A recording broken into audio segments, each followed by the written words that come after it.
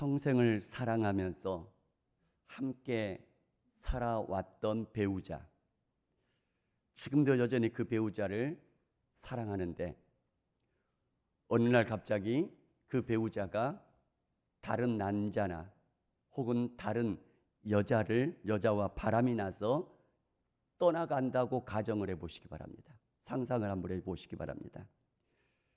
심리학에서 이런 얘기를 합니다. 그것은 버림받은 그 심정과 마음은 단순히 실망이나 슬픔을 넘어서서 그것은 관계적 외상이라고 부른답니다.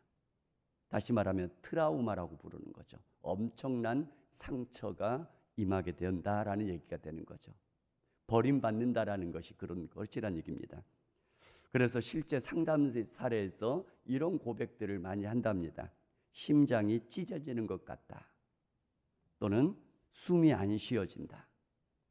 또는 가슴 한가운데 구멍이 뚫린 것 같다. 또 세상이 무너지는 것 같다. 또 살아있는데 죽은 사람 같다. 또는 아무것도 먹을 수 없다. 그리고 배우자를 잃는 것보다도 내가 알던 모든 현실을 다 잃어버린 것 같다. 버림받는다 한번 상상을 해보시기 바랍니다. 2019년에 굉장히 크게 보도가 되었던 뉴스 하나가 있습니다. 바로 필리핀의 장애 아동 유기 사건입니다. 부산에 한의원을 운영하는 부모가 발달 장애를 갖고 있는 아들을 필리핀에 버리고 온 겁니다. 그곳에서 사역을 하는 선교사님들에게 발견이 되어지고 4년 후에 그 선교사님들이 계속해서 노력해서 한국으로 아이를 데려오게 됐습니다. 그런데 문제는 그 아이가 부모 만나는 것을 극히 두려워하더라는 것이죠. 무슨 마음인지 여러분들이 그 아이의 심정이 되어 보시기 바랍니다.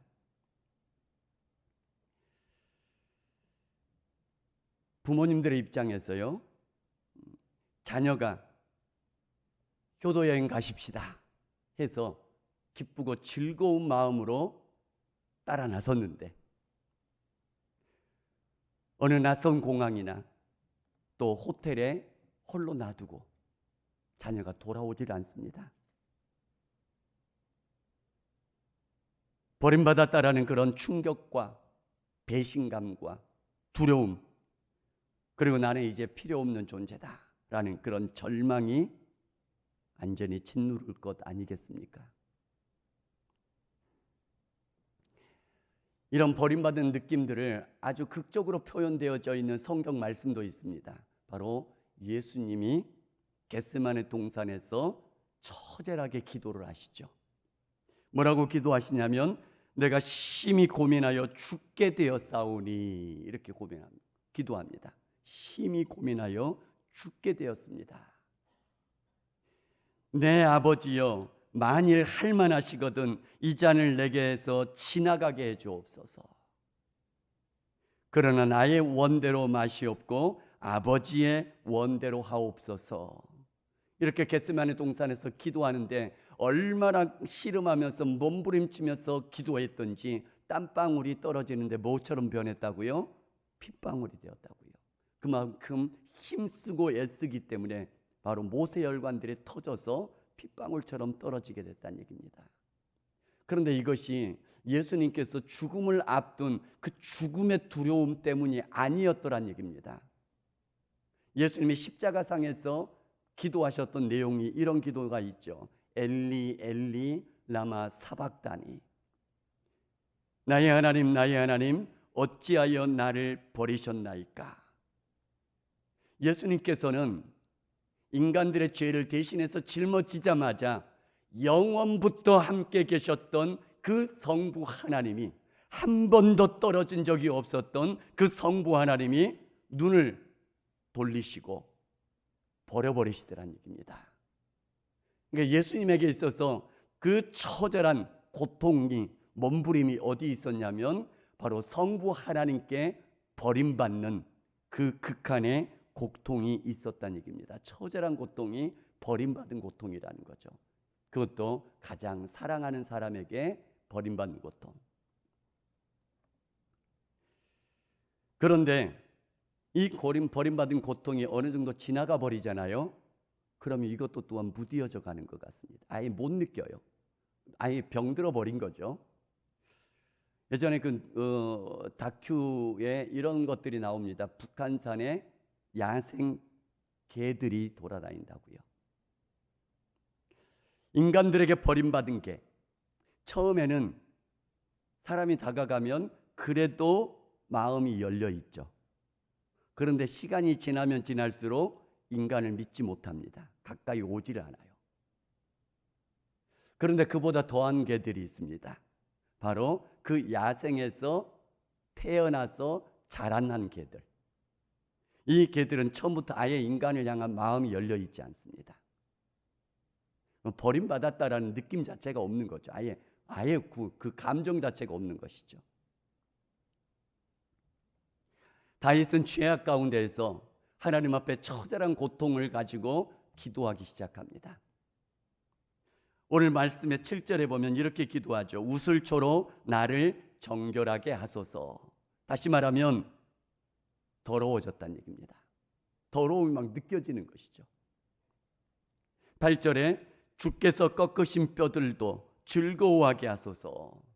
뼈가 무거워짐을 느꼈고 뼈 깎는 아픔들이 느껴지고 있다는 얘기입니다. 주의 얼굴을 내 죄에서 돌이키시고 내 모든 죄악을 지워주소서. 내 죄악을 막 찾아내시는 것 같고 내 죄악이 막 세상에 다 드러나는 것 같습니다. 10절에 내 속에 정한 마음을 창조하시고 내 안에 정직한 영을 새롭게 하소서. 다시 말하면 정한 마음, 깨끗한 마음이 없어져 버렸다는 얘기입니다. 정직하지 못한 영이 나를 끊임없이 변명하면서 나의 마음을 막 감추기에 바빠지고 있다는 얘기죠. 11절에 나를 주 앞에서 쫓아내지 마시며 주의 성령을 내게서 거두지 마옵소서. 가장 두려운 상황이죠. 주 앞에서 쫓겨나고 성령을 거두어 가시는 상황. 쫓겨나고 외면당하는 그런 상황이라는 것이죠. 12절에 주의 구원의 즐거움을 내게 회복시켜 주시고 자원하는 심령을 주사 나를 붙드소서. 구원의 즐거움이 사라졌다는 얘기입니다. 첫사랑의 감격이 사라지고 무뎌지고 단단해져 가고 있다는 얘기입니다. 마음에는 아무것도 어느덧 느끼지 못하고 딱딱해져 가고 있고요. 기쁨으로 자원하는 심령이 아니라 억지로 하는 마음이고 두려워서 마지못해 하는 그런 마음으로 끌려가는 그런 마음이 되어버리고 말았다라는 것이 이 다윗의 고백입니다. 다윗은 시편 32편 3절에도 이렇게 고백합니다. 내가 입을 열지 아니할 때에 종일 신음함으로 내 뼈가 쇠하였습니다. 시편 32편 4절에 주의 손이 주야로 나를 누르시오니 내 진액이 빠져서 여름 가뭄에 마름같이 되었습니다. 그러니까 다윗은 죄악 가운데에서 심령이 어떻게 지금 변하고 있냐면 오늘날로 치자면 불면증에 시달리고 있습니다. 식욕 저하가 일어나고 있고요. 만성 스트레스 때문에 짓눌림을 당합니다. 우울감 속에 빠져 있고요. 아무것도 할 수 없는 무기력감 속에 떨어져 버린 것입니다. 시편 38편 5절에도 이렇게 또 고백합니다. 내 상처가 썩어 악취가 나고 있습니다. 시편 38편 6절에는 내가 아프고 심히 구부러졌으며 종일토록 슬픔 중에 다니고 있습니다. 시편 38편 8절에는 내가 신음함으로 내 마음이 불안합니다. 다윗은 그러니까 죄악 가운데에서 이 하나님 앞에 고통을 느끼기 시작하는데요. 크게 네 가지로 고통을 느낍니다. 첫 번째는 양심이 고통을 느끼고 있죠. 뼈가 쇠하고 있습니다. 신음합니다. 불안합니다. 양심이 고통 속에 짓눌리게 되어지죠. 두 번째는 다윗이 그 죄악 가운데 영적인 고통을 느끼고 있습니다. 하나님과 멀어진 느낌이죠. 성령을 잃을까 두려워하는 마음 속에 휩싸이게 되어집니다. 그리고 다윗은 실제 현실적인 고통 속에서도 신음하죠. 밧세바 불륜 가운데에서 태어났던 그 아이, 밧세바 가운데서 사이에서 태어났던 아이, 죽임당하는 그 모습을 고통 가운데, 눈물 가운데 지켜봐야 되었죠. 그리고 가정이 붕괴된 것을 경험하기도 했고요. 아들 압살롬이 반역을 일으키는 것을 그렇게 처절하게 지켜보는, 쫓겨가는 그런 경험도 있습니다. 그리고 평생 남은 상처가 있죠. 오늘 말씀에 내 죄가 항상 내 앞에 있습니다. 하나님 앞에 회개하고 용서함을 받았는데 내 기억 속에는 항상 그 죄가 나를 괴롭히고 있다는 얘기입니다. 계속해서 잊어버려지지가 않습니다. 오늘 말씀 속에서 흥미로운 것이 뭐냐면 다윗이 가장 괴로워한 것이 뭐냐면 왕권을 잃을까 이것도 아닙니다. 사람들 앞에서 체면이 손상될까 이것도 아니었습니다. 더 고통과 아픔을 주는 것이 뭐냐면 하나님과의 관계가 깨어진 것이라는 얘기입니다. 그래서 시편 51편의 절정이 이겁니다. 내 왕위를 돌려주소서 이게 아닙니다. 구원의 즐거움을 내게 회복시켜 주옵소서. 이것이 다윗이 처절하게 하나님 앞에 기도하는 가장 커다란 심정이었다는 얘기입니다. 다윗은 하나님 앞에 이 고통을 가지고 기도하기 시작합니다. 먼저는 자신의 죽을 것 같은 그 현실, 하나님 앞에 있는 그대로 자기의 심장을 다 열어서 보이면서 그렇게 고백하는 기도를 드립니다. 시편 32편 3절에 내가 입을 열지 아니할 때에 종일 신음함으로 내 뼈가 쇠하고 있습니다. 자신의 지금 심정을 솔직하게 하나님 앞에 털어놓고 있습니다. 시편 32편 4절에 주의 손이 주야로 나를 누르오니 내 진액이 빠져서 여름 가뭄에 마름같이 되었습니다. 시편 38편 5절에 내 상처가 썩어 악취가 나고 있습니다. 시편 38편 6절에 내가 아프고 심히 구부러졌으며 종일토록 슬픔 중에 다니고 있습니다. 8절에 내가 신음함으로 내 마음이 불안합니다. 자기 자신의 솔직한 심정을 있는 그대로 하나님 앞에 다 털어놓고 있습니다. 그러면서 동시에 또 기도합니다. 하나님 아버지 앞에 자기가 요청하는 기도입니다. 오늘 본문의 11절에 나를 주 앞에서 쫓아내심하시며 주의 성령을 내게서 거두지 마옵소서.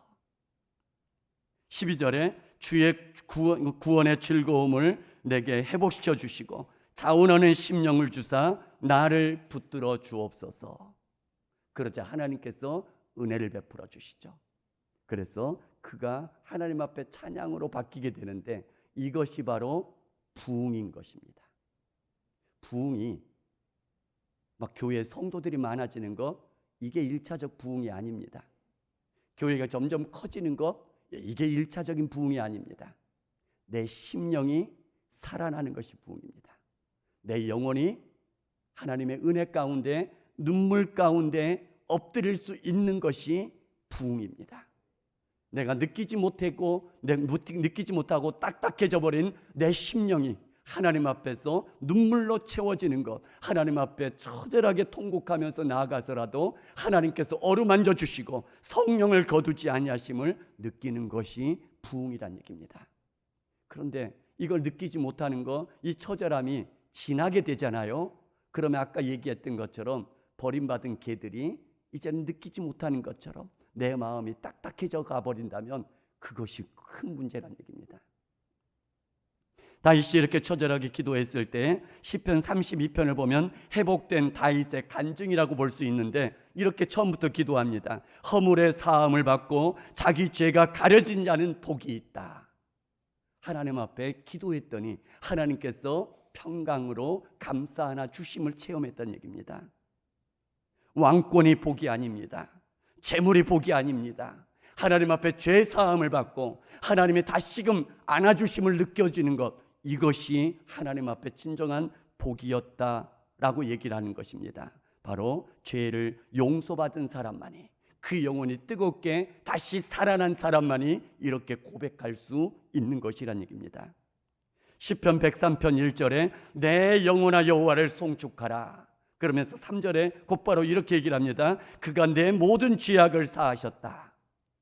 하나님께서 죄악을 사하시니까 이 입에서, 속에서 찬송이, 찬양이 흘러나오고 있다는 얘기입니다. 찬양의 기쁨이 터져나옵니다. 은혜를 체험하고 생명이 살아난 사람들의 특징이 바로 여기에서부터 있다는 얘기입니다. 기쁨의 찬양, 눈물의 찬양, 감격의 찬양이 속에서부터 터져나오게 만들어 주실 것이란 얘기입니다. 다윗의 특징 중 하나는 하나님 앞에서 기쁨을 숨기지 않은 것이죠. 우리가 잘 아는 것처럼 법궤가 예루살렘에 올라올 때 다윗이 어떻게 하죠? 바로 그 앞에서, 모든 백성들이 다 보는 앞에서도 춤추면서, 옷이 흘러내려도 아랑곳하지 않고 하나님 앞에 춤추며 나아가는데, 사무엘하 6장 14절에 이렇게 얘기를 합니다. 다윗이 힘을 다하여 여호와 앞에 춤을 추었다, 이렇게 얘기를 하죠.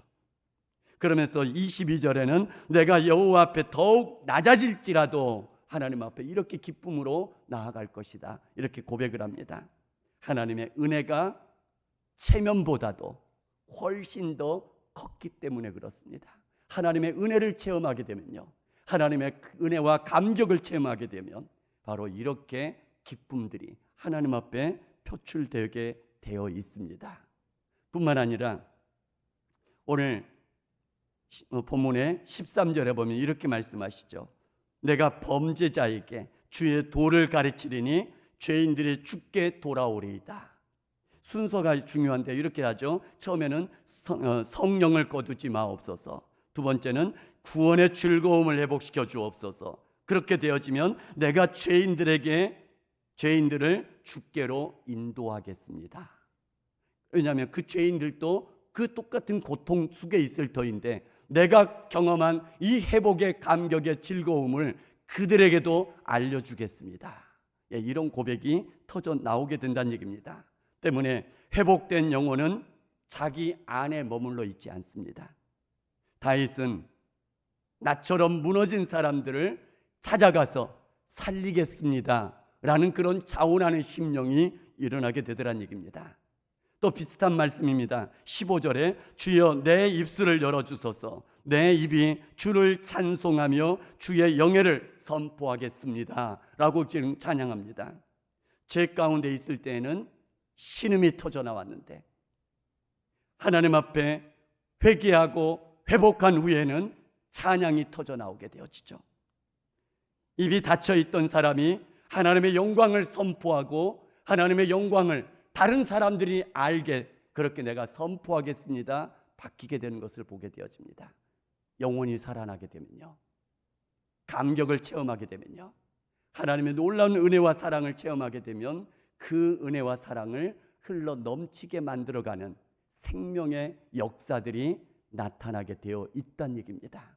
우리 모두가 다 하나님 앞에서 뜨거운 심장을 향하여서, 첫사랑의 감격을 향하여서 하나님 앞에 간절하게 나아갈 수 있었으면 좋겠습니다. 하나님의 은혜를 구하며 간절함으로 나아가시기 바랍니다. 하나님의 생명이 뜨겁게 체험될 수 있기를 위해서, 첫사랑의 감격이 회복되어져서 체험될 수 있기를 위해서 하나님 앞에 나아갈 수 있기를 바랍니다.